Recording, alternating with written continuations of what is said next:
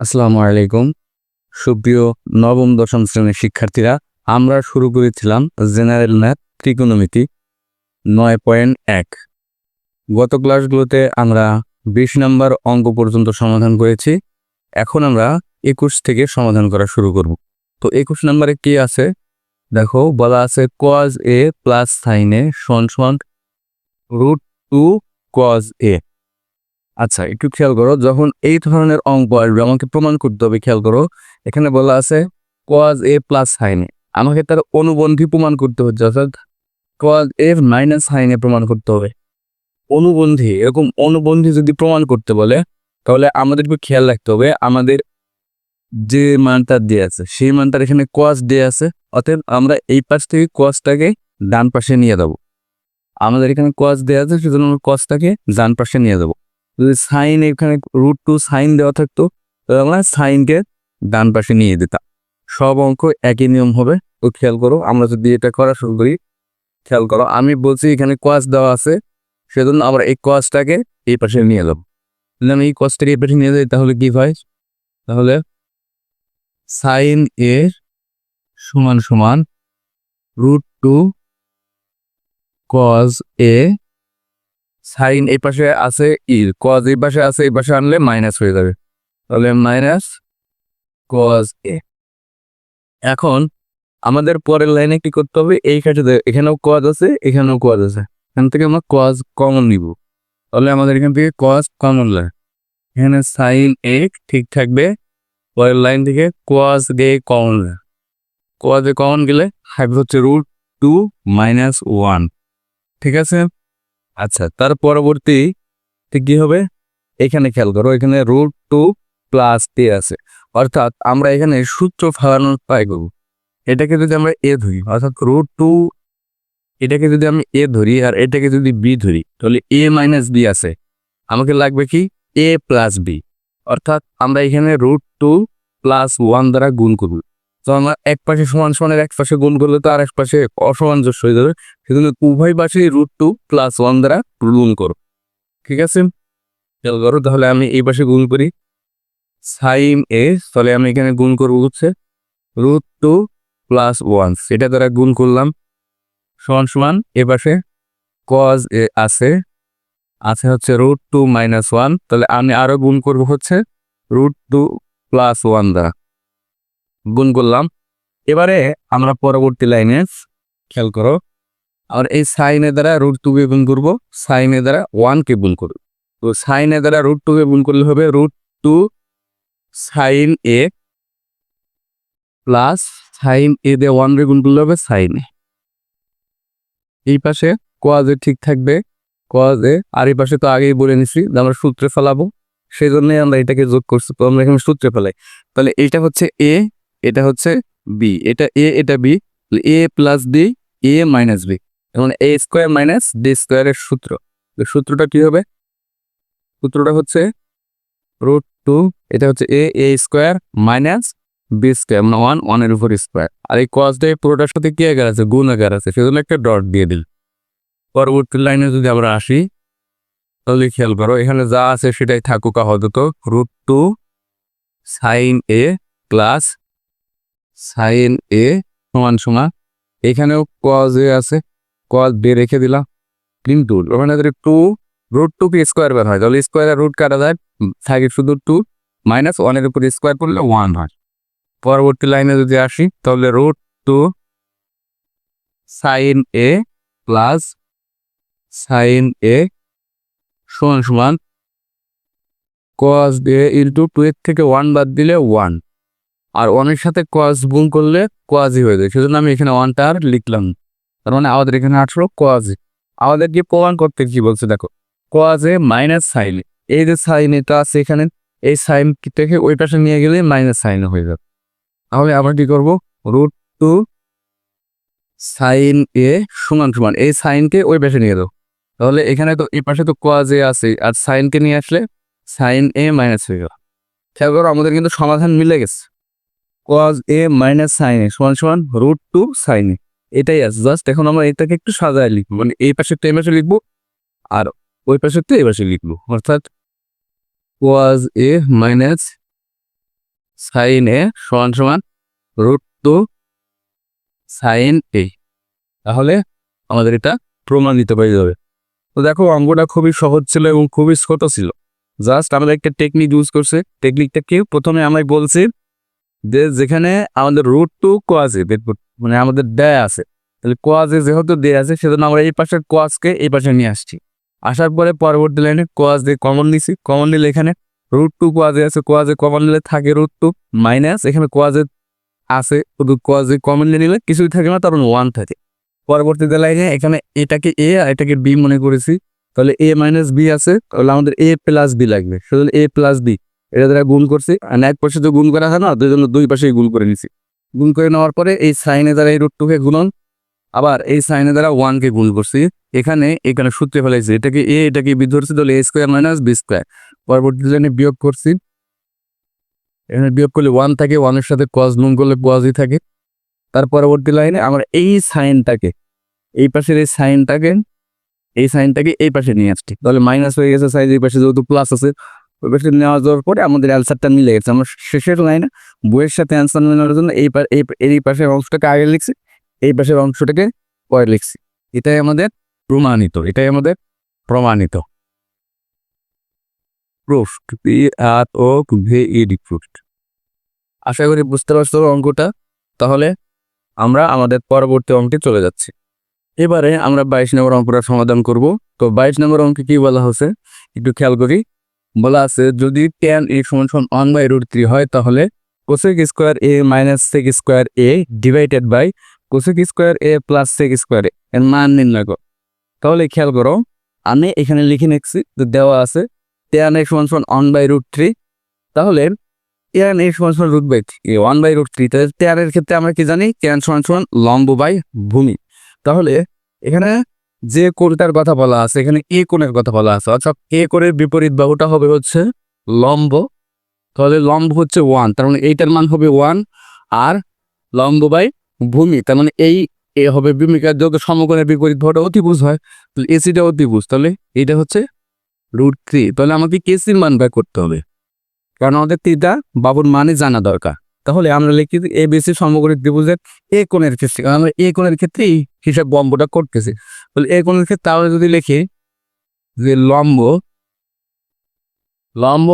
BC = 1, এবং আর কি আছে ভূমি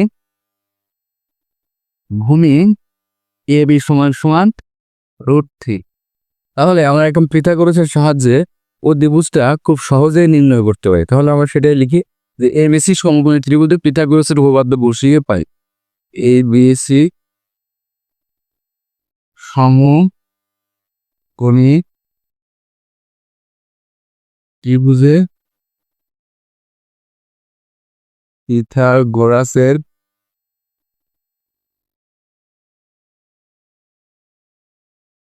উপপাদ্য বসিয়ে পাই। তাহলে যদি উপপাদ্য বসাই তাহলে কি হবে, অতিভুজ কি এসি, তার মানে এসি স্কোয়ার = লম্ব স্কোয়ার, লম্ব হচ্ছে বিসি স্কোয়ার প্লাস ভূমি স্কোয়ার, ভূমি মানে হচ্ছে এবি তার উপর স্কোয়ার।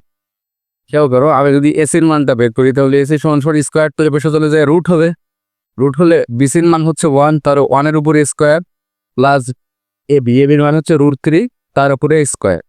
ঠিক আছে, তাহলে এসি = 1-এর উপর স্কোয়ার মানে 1 আর 3 √3, রুট আর স্কোয়ার কাটা যাবে, তার মানে থাকবে শুধু 3, তার উপরে হচ্ছে রুট। তবে এখানে হবে √4, আর √4কে রুট করলে হবে হচ্ছে 2, অর্থাৎ আমাদের এসির মানটা হচ্ছে 2, অর্থাৎ আমরা এসির মান এখানে লিখি, এসির মানটা হচ্ছে 2। এবারে আমাদেরকে প্রদত্ত যে রাশিটা দেওয়া আছে এখানে বলা হচ্ছে কোসেক এ আর কোসেক স্কোয়ার সেক স্কোয়ার, মানে কোসেকের মান দরকার আর সেকের মান দরকার। তো আমরা শুধু কোসেক আর সেকের মানটা আমরা বের করে নিব। খেয়াল করো, আমি যদি এখানে একটু আলাদা করে নিচের লাইনে লিখে দিই, সুতরাং কোসেক এ, তাহলে কোসেক = কি লেখা যায় খেয়াল করো তো।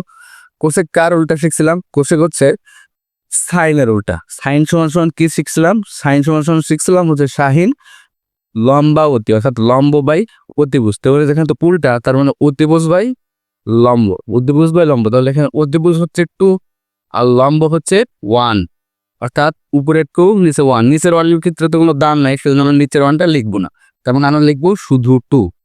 আশা করি বুঝতে পারছো। এখন কিসের মান দরকার? এখন সেকের মান দরকার। আমরা সেকটা যদি বের করি তাহলে লিখি সুতরাং সেক এ।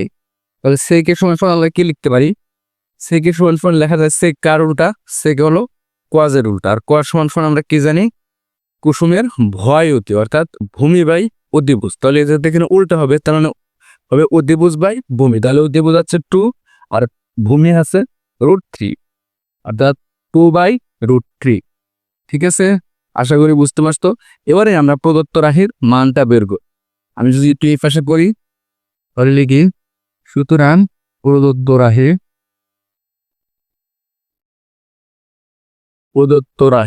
রাশিতে কি দেওয়া আছে? Cosec square A minus sec square A divided by cosec square A plus sec square এ।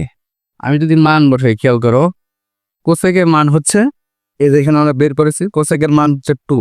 তার মানে কোসেকের মান 2, যেহেতু কোসেকের উপর স্কোয়ার আছে তা 2 এর উপরেও স্কোয়ার হবে, মাইনাস সেকের মান হচ্ছে 2/√3, অর্থাৎ এখানে হবে 2/√3। যেহেতু এটার উপরেও স্কোয়ার আছে তাহলে এটার উপরে স্কোয়ার, নিচে তো একই মান, জাস্ট খালি মাঝে প্লাস। তাহলে সেটা আবার বসাইছিলাম, বারবার বলার দরকার নেই, একই জিনিস, শুধু মাঝে যেহেতু প্লাস আর শুধু মানটা বসাই দিলাম। আচ্ছা, এবারে যদি সমাধান করি তাহলে 2 এর উপর স্কোয়ার মানে হচ্ছে 4, 2 এর উপর স্কোয়ার মানে হচ্ছে 4, মাইনাস এখানে উপরে 2 এর উপর স্কোয়ার মানে হচ্ছে 4, আর নিচে √3 এর উপর স্কোয়ার করলে কি হবে? রুট আর স্কোয়ার কেটে যাবে, তারপরে থাকবে শুধু 3। নিচেও একই জিনিস হবে, শুধু মাঝে একটা প্লাস হবে, 4/3। আশা করি বুঝতে পারছো। তাহলে এখন এইটা আমি এখন এই পাশে একটু করি না, আর এক লাইন করি, হয়তো দেখা যাবে। তাহলে আমি যদি করি, দেখো এখানে উপরে ভাই লসাগু, আমি উপরের অংশ লসাগু করবো। আমি এই অংশে আগের লসাগু করে দিব, এই অংশ লসাগু করবো, তারপরে নিচে এই অংশ লসাগু করবো।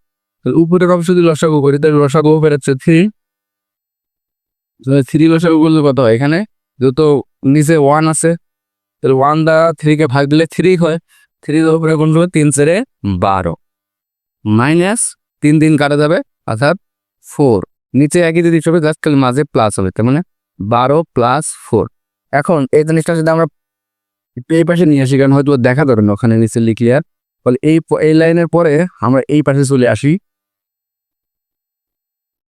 তবে এই পাশে যদি আমরা চলে আসি এই উপরের লাইনে, এখানে তো উপরে 12 থেকে যদি 4 বাদ দিই তাহলে কত থাকে? 12 থেকে 4 বাদ দিলে থাকে হচ্ছে 8, আর নিচে কত থাকে? নিচে থাকে হচ্ছে 3। তার নিচে হচ্ছে এখানে আমরা নিচে একটা লসাগু হলো 3টা বাদ ছাড়া পড়ছে, আচ্ছা যাই হোক। তাহলে এখানে 12 আর 4 যোগ করলে হবে 16, তার নিচে আছে 3। ঠিক আছে, এখন আমরা তো জানি যে ভগ্নাংশের ভাগ করা যায় না, তাহলে উল্টায় গুণ করে দিত। তাহলে প্রথমটা ঠিক থাকবে, পরেরটা গুণ হয়ে উল্টে যাবে। তাহলে প্রথম অংশ অর্থাৎ এইটা ঠিক থাকবে আমাদের, অর্থাৎ 8/3 এটা ঠিক থাকলো, গুণ পরেরটা উল্টে যাবে, তার মানে 3 যাবে উপরে আর 16 আসবে নিচে। ঠিক আছে, তাহলে এখন যদি আমি কাটাকাটি করি, 3 থেকে 3, 3 থেকে 3, 3 3 কাটা, এখানে 8 একে 8, 8 2 × 16, উপরে থাকে 1, নিচে থাকে 2, তার মানে 1/2, তার মানে হাফ। অর্থাৎ এই cosec square A minus sec square A, cosec square plus sec square A, এইটার মান হচ্ছে আমাদের হাফ। তো অঙ্কটা খুব সহজ ছিল। অঙ্কটা আসলে এই অঙ্কটা অনেকে অনেকভাবে সমাধান করে, তো আমি এইভাবে সমাধান করলাম। তো এটা আমি মনে করি যে খুব সহজ হলো, কারণ অনেক সূত্রের মাধ্যমে অঙ্কটা করা যায়। তো আমি যেহেতু বাচ্চাদের সূত্র মনে থাকে না, সেজন্য আমি সূত্রটাকে অ্যাভয়েড করার জন্য আমি এই সাধারণ ফরম্যাটে নিয়ে এসে অঙ্কটা করছি। আশা করি তোমরা বুঝতে পারছো। তাহলে এবার আমরা আমাদের পরবর্তী অঙ্কে চলে যাচ্ছি। আচ্ছা, আমরা আমাদের 23 নম্বর অঙ্কে চলে গেছি। তো খেয়াল করো 23 নম্বর অঙ্কে কি বলা হয়েছে? বলা হয়েছে কোসেক এ মাইনাস কট এ সমান সমান 4/3 হলে cosec A plus cot A. আচ্ছা, এর জন্য প্রথম একটা জিনিস খেয়াল করো, আমাদের যখন বিপরীত জিনিস বের করতে বলবে তাহলে বিপরীত জিনিস বের করতে হলে যে মানটা দেওয়া থাকে সেই মানটাকে উল্টাই দিলে আমাদের অ্যান্সার হয়ে যায়। এটা এমসিকিউর জন্য তোমাদের জন্য গুরুত্বপূর্ণ হয়ে থাকবে। অর্থাৎ এখানে কোসেকে মাইনাস কটের মান আছে, আমাকে কোসেকে প্লাস কট এসেছে। অতএব আমাদের যত বিপরীত জিনিস মান দেওয়া আছে আর বিপরীত জিনিসটা বের করতে বলছে, অর্থাৎ এই মানটাকে উল্টাই দাও 3/4, তাহলে আমাদের অ্যান্সার আসবে 3/4। তাহলে এই জিনিসটা এমসিকিউর জন্য আসলে খুব সহজে আমরা না দেখি অ্যান্সার করে দিতে পারবো। এখন আমরা কিভাবে মানে সৃজনশীলের জন্য সমাধান করতে হবে সেটা একটু খেয়াল করি। তো খেয়াল করো, দেওয়া আছে কোসেক এ মাইনাস কট এ সমান সমান 4/3। তাহলে আমি আগের অঙ্কের ক্ষেত্রে বলছিলাম যে আমরা ধরে নিব এইটা সমান সমান হচ্ছে এ, এটা এ আর এইটা হচ্ছে বি, তার মানে এ মাইনাস বিতে আছে। তাহলে আমরা এ স্কোয়ার মাইনাস বি স্কোয়ারের সূত্র প্রয়োগ করতে হবে। তাহলে সেই সূত্র প্রয়োগ করব। তাহলে আমাদের কি দরকার, এ মাইনাস বি দেওয়া আছে, অর্থাৎ আমাদের এ প্লাস বি লাগে।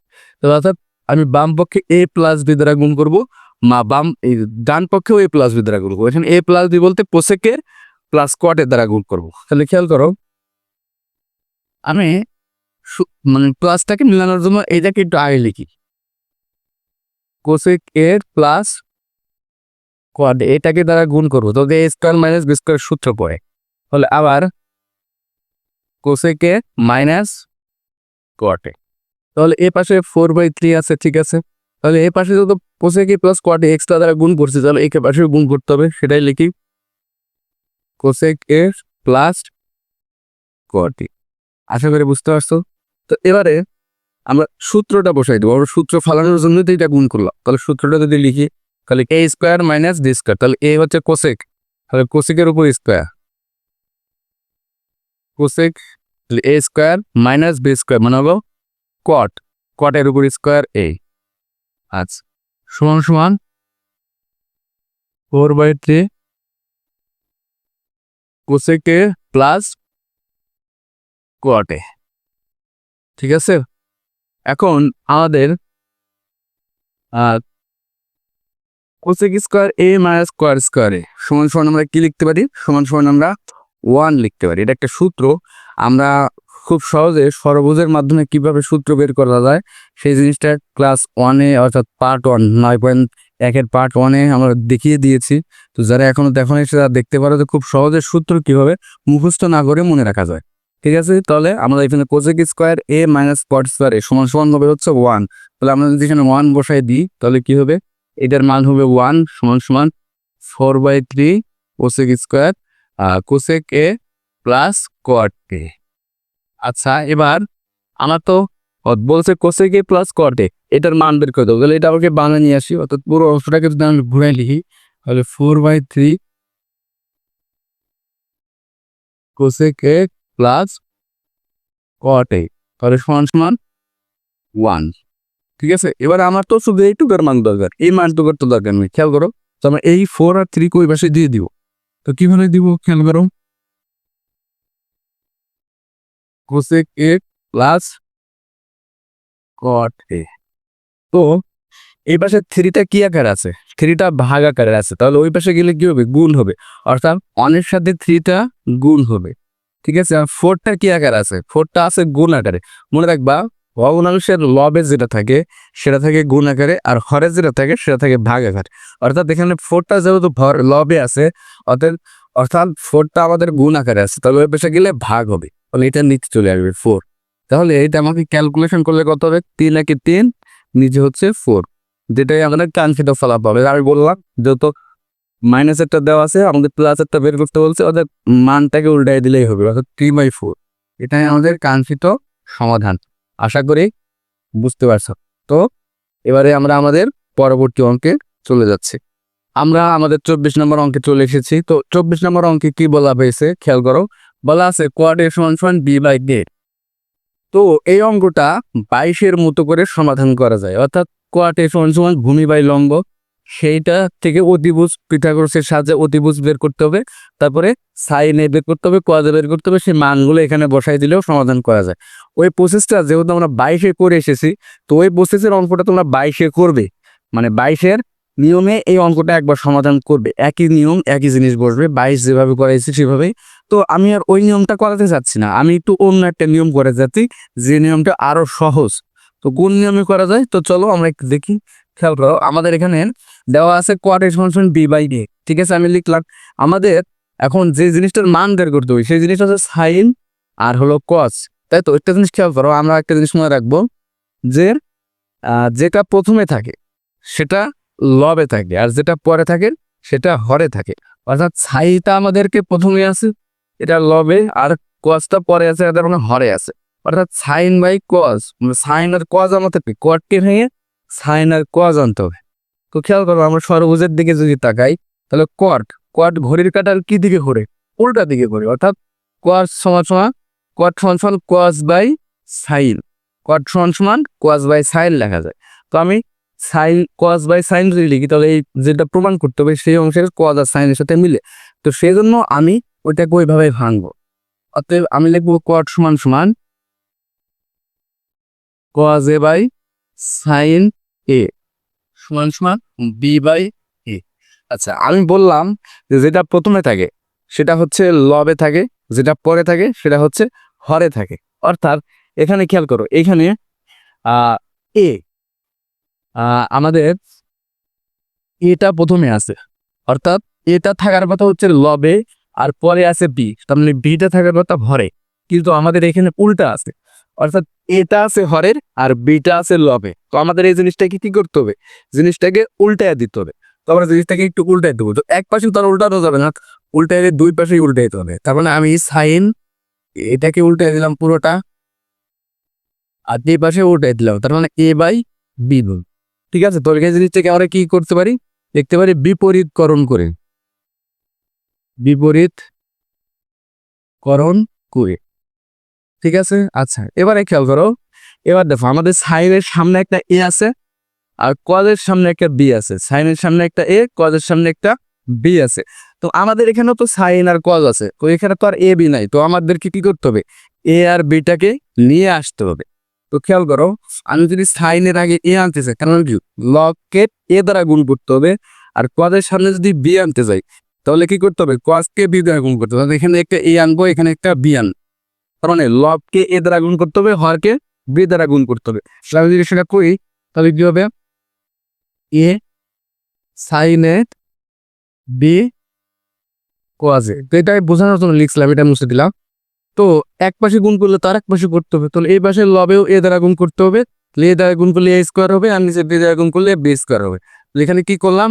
লব ও হরকে এ স্কোয়ার এবং বি স্কোয়ার দ্বারা গুণ করেছি। তার মানে কি লিখলাম? লবকে এ এবং হরকে বি দ্বারা গুণ করে। ঠিক আছে, আচ্ছা তাহলে কি হলো? এবার একটু আমরা আবার প্রমাণের যে অংশটা আছে, মানে যে অংশটা সমান বের করতে বলছে সেই অংশের দিকে তাকাই। দেখো এখানে উপরে দুইটা অংশ না, উপরের একটা অংশ নিচের একটা অংশ। উপরের অংশে এ সাইনে মাইনাস বি কসে, অর্থাৎ উপরে বিয়োগ করা হয়েছে, সাইন থেকে কস বিয়োগ করা হয়েছে। বিয়োগ করা মানে কি?